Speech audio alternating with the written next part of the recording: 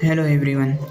Today we will see what is 5 volt DC pump.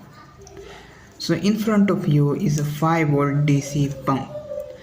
So we submerge this entire thing in water. And once we give the power, here we have the two terminals. This is the terminal 1, this is the terminal 2.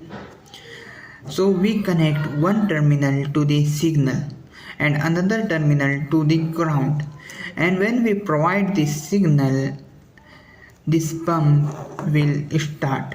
That is, the pump will start throwing the water from top. So I hope you understood what is DC pump and how to use it in your circuit. So that's it for today's video. See you in the next video. Till then, bye.